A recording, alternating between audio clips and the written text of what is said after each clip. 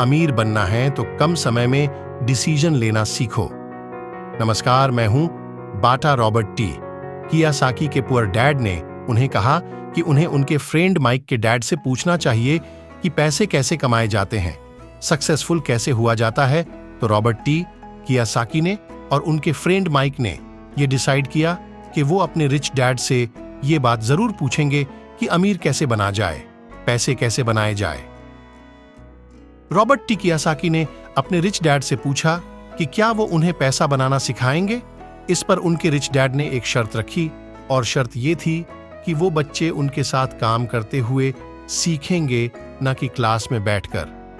Lecture सुनते हुए उन्होंने कहा कि मेरे पास इतना वक्त नहीं है कि मैं तुम्हें क्लास में बैठकर पढ़ा हूं और जिसका तुम कोई प्रैक्टिकल इस्तेमाल ना कर सको। इस बात को सुनकर रॉबर्ट टी, कियासाकी और माइक थोड़ा सा कंफ्यूज हो गए। वो समझ नहीं पा रहे थे कि उन्हें हाँ कहना चाहिए या नहीं। उन बच्चों की कन्फ्यूजन देखकर उनके डैड ने उनसे कहा, अगर जिंदगी में सक्सेस पाना चाहते हो, सफल होना चाहते हो, तो कम समय लेकर डिसाइड करना सीखो, जल्द से जल्द डिसीजन लेना सीखो।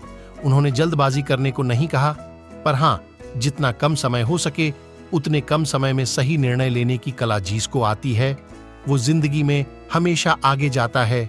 यही उनकी सीख थी। और फिर बच्चों ने डिसाइड किया कि वो खेल छोड़कर सीखने का विकल्प चुनेंगे, काम करने का विकल्प चुनेंगे, ताकि उन्हें ये समझ में आ सके कि पैसे कैसे कमाए जा सकते हैं।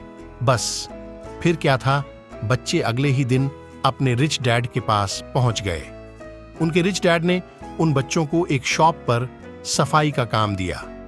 अब क्योंकि उस वक्त एसी और इस तरह की चीजें ज्यादा चलन में नहीं थी, तो दरवाजे मोस्टली खुले ही रहते थे, जिसकी वजह से सामान पर धूल जमी रहती थी और इस काम के उन्हें 30 सेंट मिलते थे। इस तरह से उन्हें एकदम भी पैसे नहीं बचते थे। वो परेशान रहते थे और एक दिन उन्होंने माइक से कहा कि मैं अब काम नहीं करूंगा, या तो वो मेरी तनख्वाह बढ़ाए या फिर मैं काम छोड़ रहा हूं। उसके बाद 9 साल के रॉबर्ट टी कियासाकी और उनका दोस्त माइक उनके रिच डैड से मिलने पहुंचे। रिच डैड के सामने बैठते ही माइक बुरी तरह से रो पड़े और उन्होंने कहा, डैड, आपने कहा था कि अगर मैं आपके लिए काम करूंगा तो आप मुझे पैसा कमाना सिखाएंगे। अपनी तरफ से मैंने पूरी तरह से पूरी ईमानदारी से काम किया है, कड़ी मेहनत की है। इस काम के लिए मैंने अपनी खेल तक की कुर्बानी दे दी और अब आप अपने वादे से मुकर रहे हैं। आपने मुझे कुछ भी नहीं सिखाया। लोग आपको लालची कहते हैं, जो सिर्फ पैसे कमाना चाहता है, पर अपने साथ काम करने वालों का बिल्कुल भी ध्यान नहीं रखता। मैं एक छोटा सा बच्चा हूं और आपको मेरे साथ ऐसा बर्ताव नहीं करना चाहिए था। रॉबर्ट टी कियासाकी के डैड ने कहा, पर मैं तो तुम्हें काम सिखा रहा हूं। रॉबर्ट टी कियासाकी कहते हैं कि उस वक्त वो गुस्से में थे, तो उन्होंने पूछा, नहीं, आप मुझे कुछ नहीं सिखा रहे। बताइए, आपने मुझे क्या सिखाया? कुछ भी नहीं आपसे सीखने के लिए। मैं बस चंद सिक्कों में काम करने के लिए तैयार हो गया और उसके बाद तो आपने मुझसे बात तक नहीं की। मैं आपकी शिकायत सरकार से करूंगा। हमारे देश में भी बाल श्रम कानून है। आप तो जानते ही हैं, मेरे पुअर डैड सरकार के लिए काम करते हैं। इस बात को सुनकर उनके रिच डैड ने कहा, शाबाश, अब तुम उन लोगों की तरह बोल रहे हो जो कभी मेरे लिए काम करते थे, या तो मैंने उन्हें नौकरी से निकाल दिया या फिर उन्होंने खुद ही नौकरी छोड़ दी। रही बात तुम्हें कुछ सिखाने की, कौन कहता है कि मैंने तुम्हें कुछ नहीं सिखाया?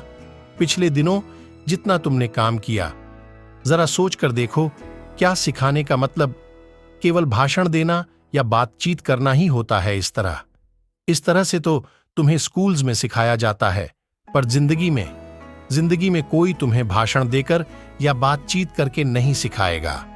तुम्हें उस दौर से गुजरना पड़ेगा, कठिनाइयों से जूझना पड़ेगा, अपना रास्ता खुद ढूंढना पड़ेगा और फिर जिंदगी तुम्हें सबक सिखाएगी, तुम्हें और बेहतर इंसान बनाएगी। सच्ची तो है, जिंदगी के तमाम मोड़ आते हैं, ऐसे मुकाम आते हैं जिन पर हमें धक्का लगता है, ठोकर लगती है। हम उस वक्त परेशान होते हैं कि हमारे साथ ऐसा क्यों हो रहा है, पर अगर ध्यान से देखा जाए तो जिंदगी उस झटके के जरिए हमें कह रही होती है कि जाग जाओ, मैं तुम्हें कुछ सिखाना चाहती हूं। पर 9 साल के रॉबर्ट टी की आसाकी को यह बड़ी बड़ी बातें समझ नहीं आई। तब उनके रिच डैड ने एक बार फिर से कहना शुरू किया, अगर जिंदगी तुम्हें कोई सबक सिखाए तो तुम्हें उसे सीखना चाहिए, क्योंकि अगर तुम उससे वह सबक नहीं सीखते तो पूरी जिंदगी तुम्हारी यह जिंदगी लगातार तुम्हें धक्के देती रहेगी अपनी जॉब में रहते हुए। तुम अगर उसकी मुसीबतों से सबक लोगे, सीखोगे, तो तुम एक समझदार, अमीर और सुखी इंसान बन सकते हो। पर अगर तुम यह नहीं सीखते तो जिंदगी भर अपनी प्रॉब्लम्स के लिए अपनी नौकरी, कम सैलरी या फिर अपने बॉस को कोसते रहोगे और हमेशा उम्मीद करते रहोगे कि कोई और आए, तुम्हारी सैलरी बढ़ाए और तुम्हें सुख दे, जो कि पॉसिबल नहीं है।